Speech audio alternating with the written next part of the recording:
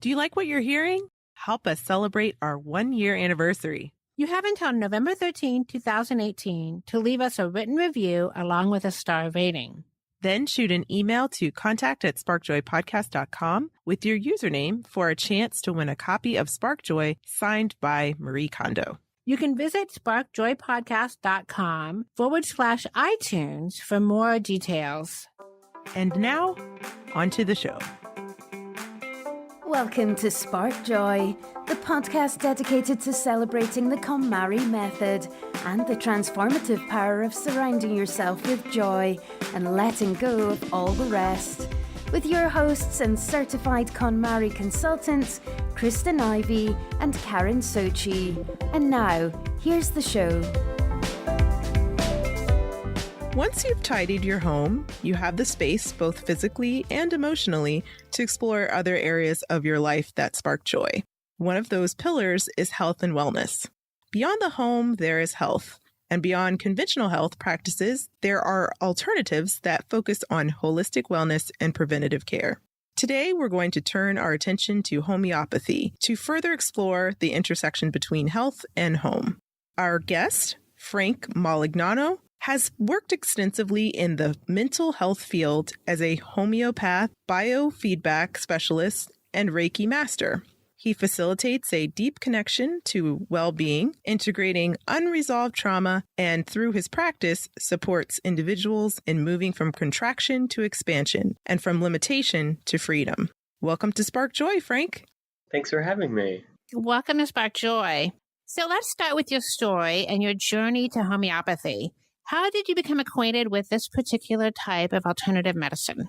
Well, not unlike many of your listeners, I'm sure, I grew up in a household where we all relied on conventional medical practices if anyone became sick or had a cold. So it wasn't until my late teenage years where my father actually became a little bit more interested in nutrition. That really started to inspire me, but even prior to that, I had taken an interest in accepting that there are alternative medical practices that can support people in getting better.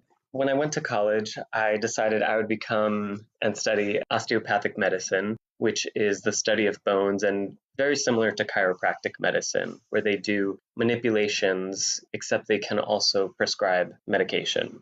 So this was about 10 years ago where the field was very different and many osteopaths had just kind of used their MD as a way of just prescribing medication. So they hadn't really settled into their alternative practice as they have today. There's a common misunderstanding around what homeopathy truly is. The word kind of denotes home remedy. So they think maybe homeopathy means a ginger tea or a tincture or a poultice or herbs. While homeopathic remedies are all natural, it is a very unique system of alternative and holistic medicine. So it was this perfect accident, so to speak, where I looked into what homeopathy was and it resonated so deeply with me. And I found a school nearby and I decided to leave college after 2 years and study homeopathy for 4. Frank, how do you become credentialed as a homeopathic practitioner? In the US, the credentialing process is unique. It's different from everywhere else in the world, in European countries, in India as well.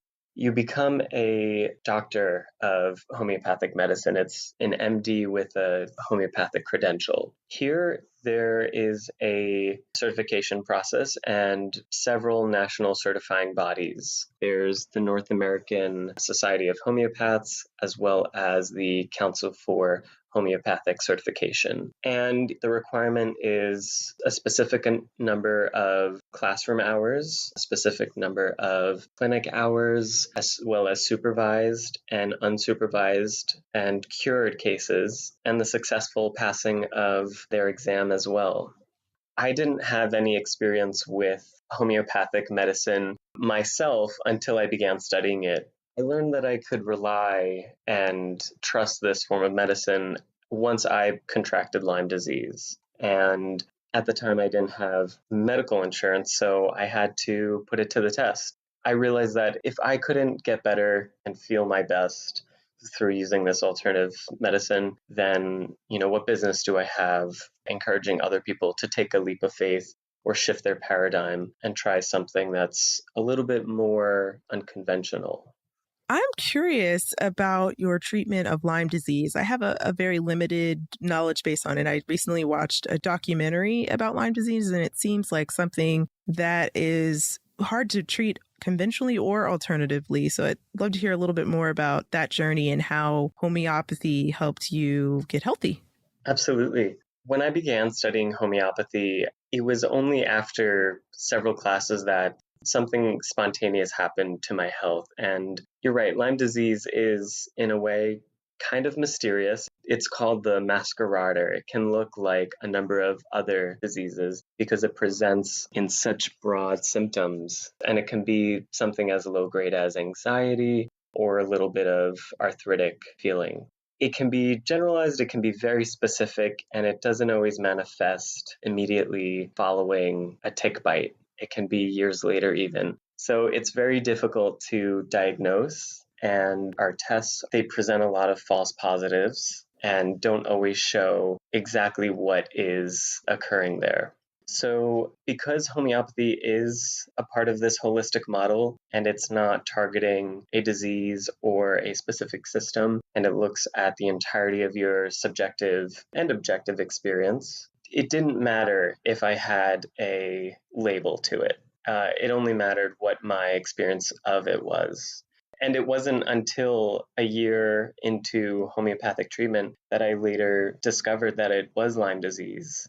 Interestingly enough, I was working for a Lyme disease specialist in New Jersey at the same time I was studying homeopathy. So it felt somehow coincidental. And so I confirmed through testing with this very well-known Lyme literate practitioner that it was in fact Lyme disease. Lyme disease is definitely a journey, as many chronic conditions can be.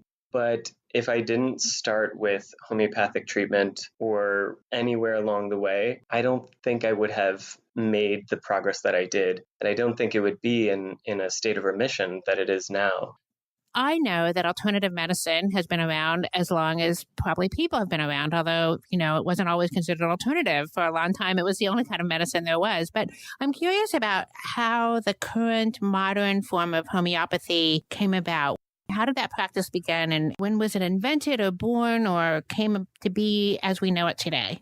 It actually came out of Germany in the late 1700s by a physician, Dr. Samuel Hahnemann.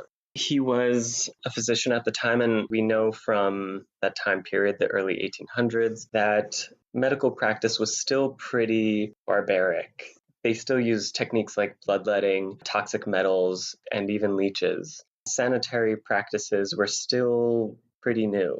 So he was maybe ahead of his time there and realized he didn't want to do any harm or any more harm to his patients, and saw a trend. People weren't getting as well as they should, and over time their health was declining. So he voluntarily retired his practice.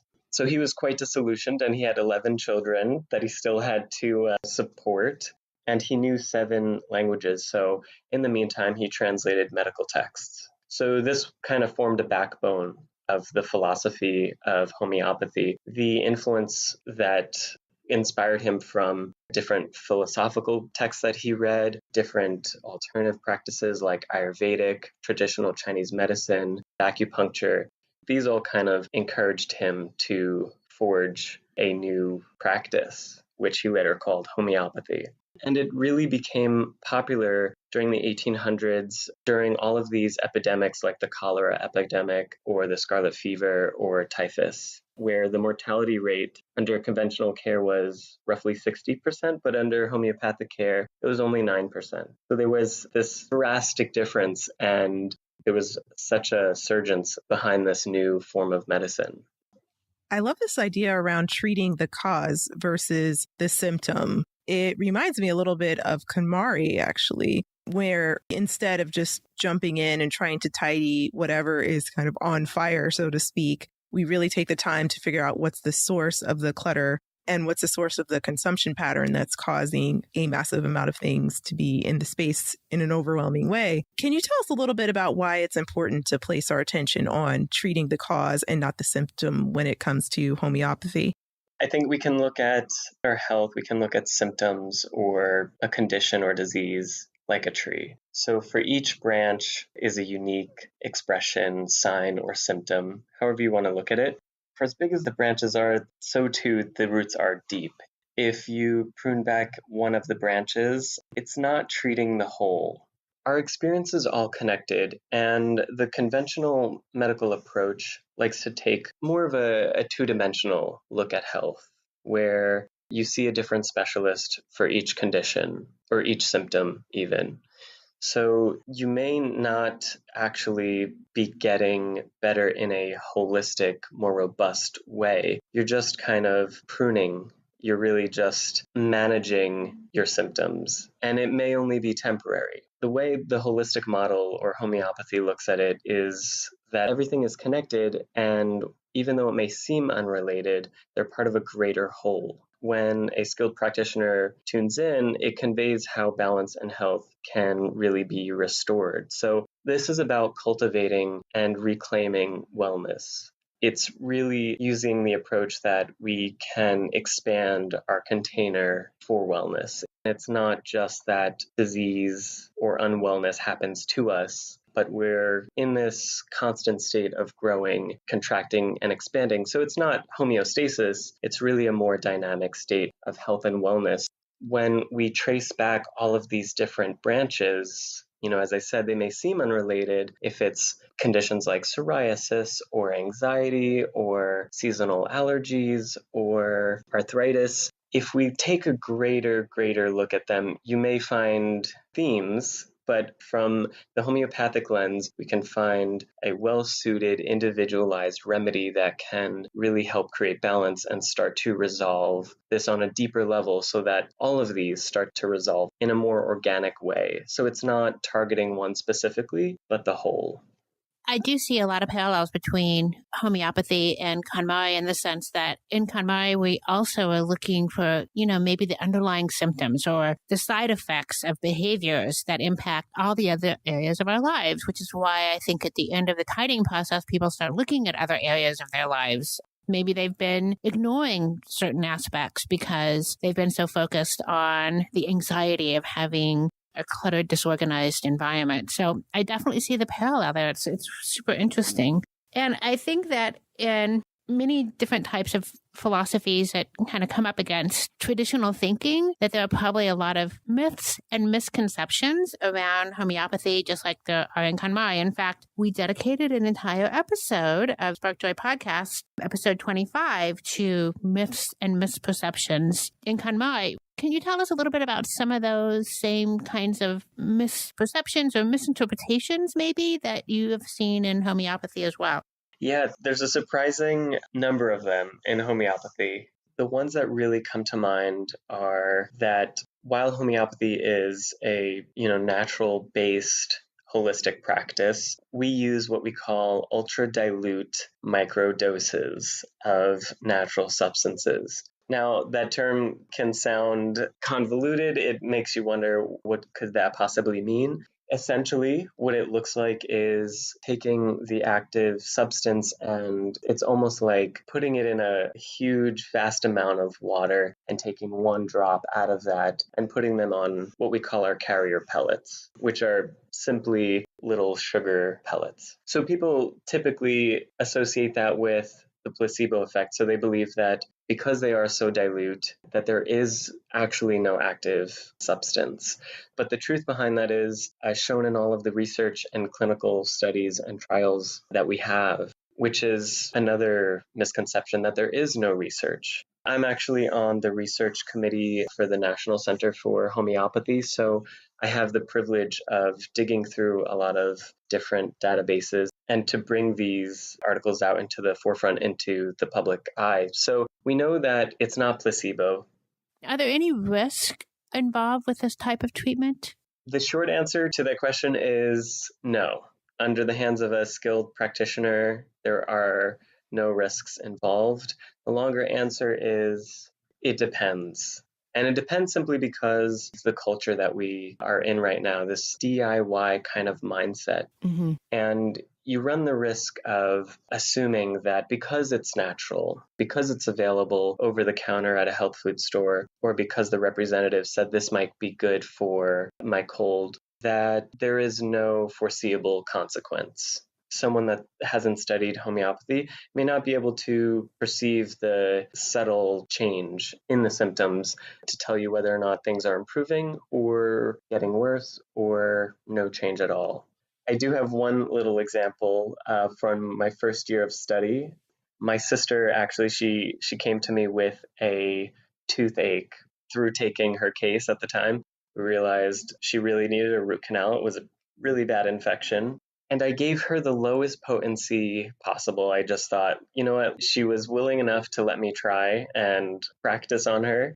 I gave her the lowest potency I could possibly find. I knew she might be pretty sensitive. And she came back in an hour. She said, I don't know what you gave me. It worked. I feel completely better. Whereas an hour or two before, she had been taking painkillers and nothing was working. So I thought, great, a little bit more is better. At least that's still the mindset I had. That's not the mindset in the homeopathic paradigm. Less is more. So I gave her another dose, and later on she told me that she had such a negative reaction to it. She ended up throwing up for the rest of the night. So it was quite a violent reaction to purging all of those toxins built up in her system from that infection. Ultimately, she got better and she avoided a root canal at least for several months. That's an extreme example, but there are real risks involved. And it's always good, if there's any uncertainty, to consult a professional.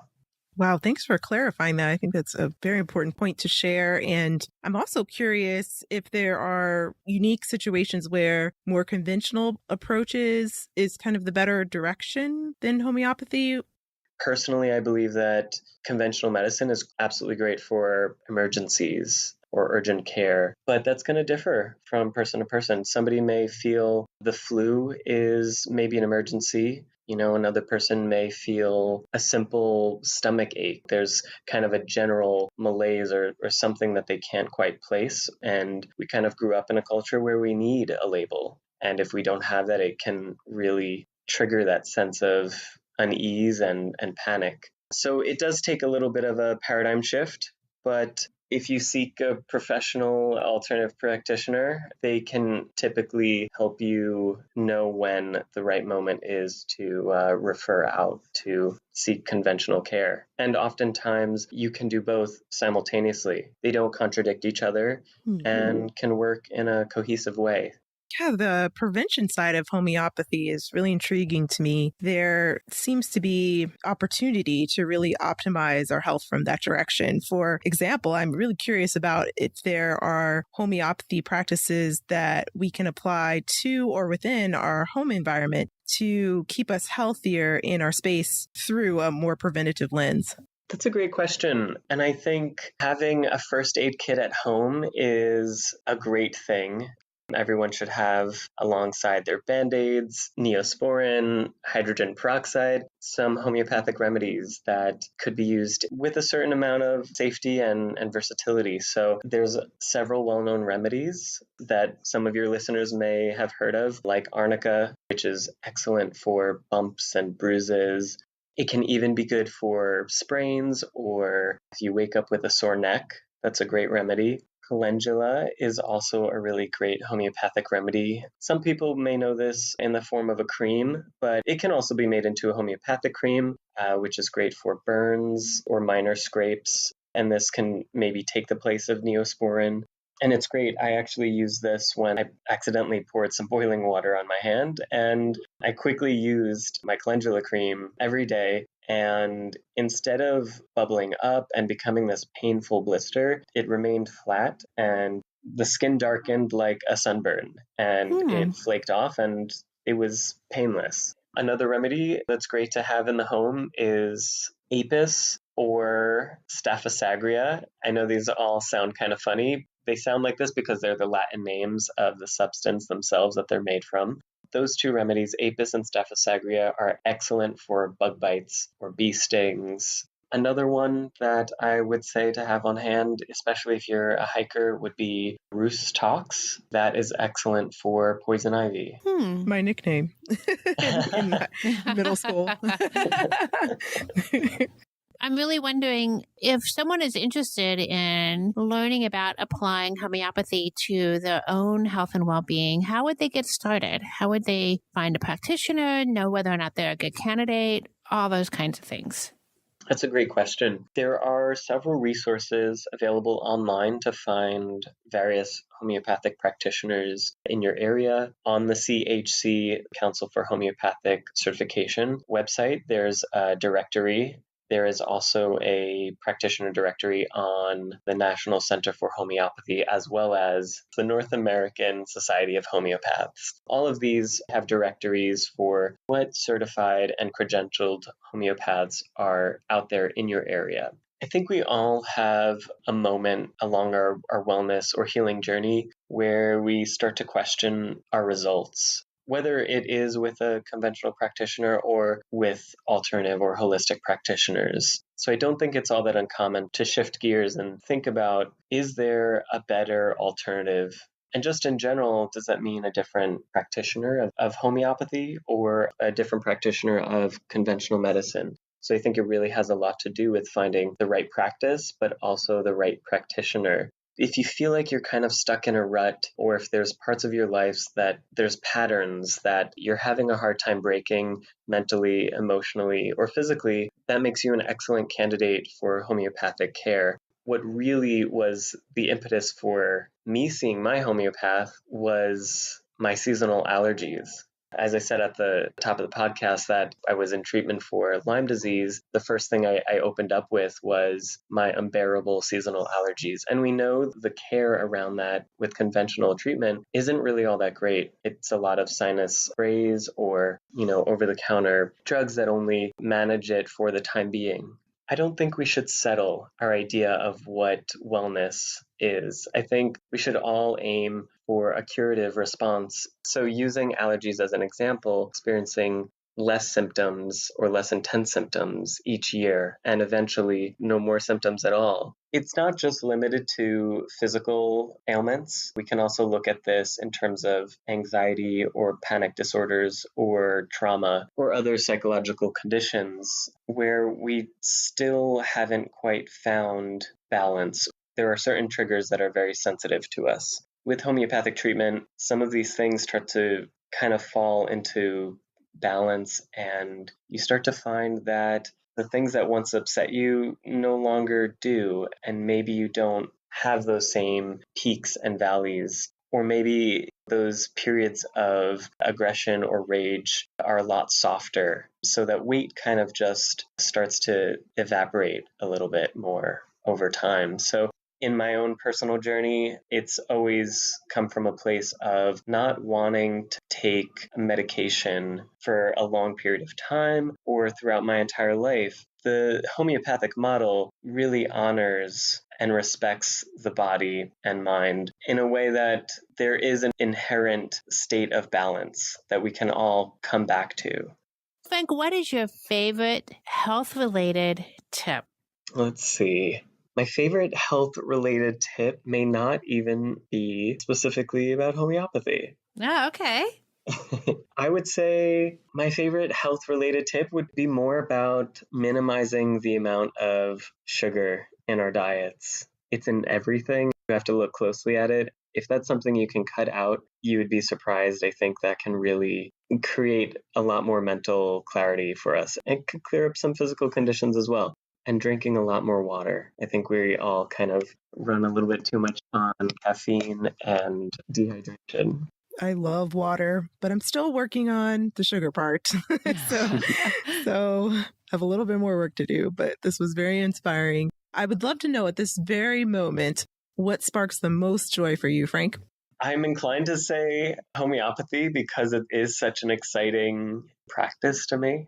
So maybe I will say it. It's something that I take such pride and joy in, and I love contributing as much energy as I possibly can to it. It's also kind of encouraged me to be a part of a greater community. I have two beloved friends who are also holistic practitioners. One is a flower essence practitioner, another is an acupuncturist, and we all came together and formed Chicago. We are a alternative health collaborative. Once a month or so, we have a health pop-up, and right now we're partnering with Howard Brown to give workshops and inspire the community into different wellness techniques, cultivate better habits.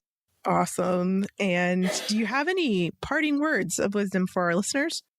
In this climate and culture right now, we can access alternative care and tips on Google, or if you go to your health food store, or just via our community. Everyone is encouraging us to try different things or try something that's worked for them. Keep an open mind, but have a healthy amount of discernment. Know that what worked for somebody else may not work for you, especially when it comes to alternative care. A lot of these practices, especially homeopathy, is very individualized.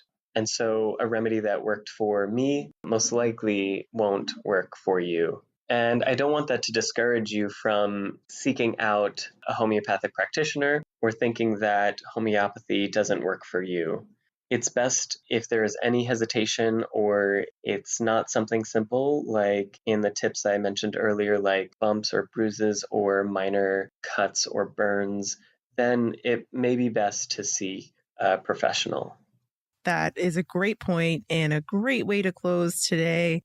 Keeping an open mind, as you mentioned, so important, and recognizing that what works for someone else doesn't necessarily mean that it's going to work for you. Thank you so much for helping us, Frank, demystify homeopathy once and for all. Thank you so much for having me. Thank you, Frank. That was great. To connect with Frank, head over to thehealingnarrative.com and find him on Facebook and Instagram at The Healing Narrative.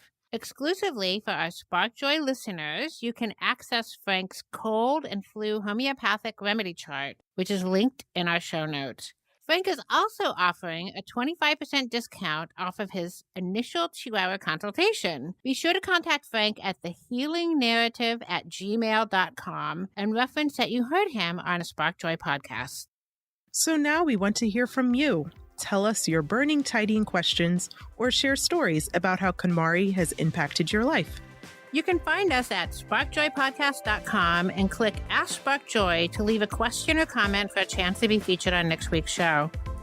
While you're there, sign up to join our Spark Joy podcast community and get notified when each episode airs.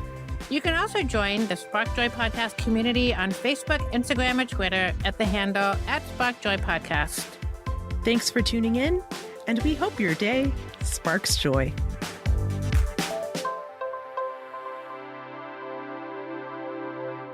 Thank you for listening to Spark Joy with your host, Kristen Ivy of For the Love of Tidy in Chicago and Karen Sochi of the Serene Home in New York City. Spark Joy, the podcast, is not endorsed by or affiliated with KonMari Media Incorporated. The opinions expressed on this episode represent the views of the co-hosts and guests alone and do not represent the corporate position of KonMari Media Incorporated or the KonMari consultant community.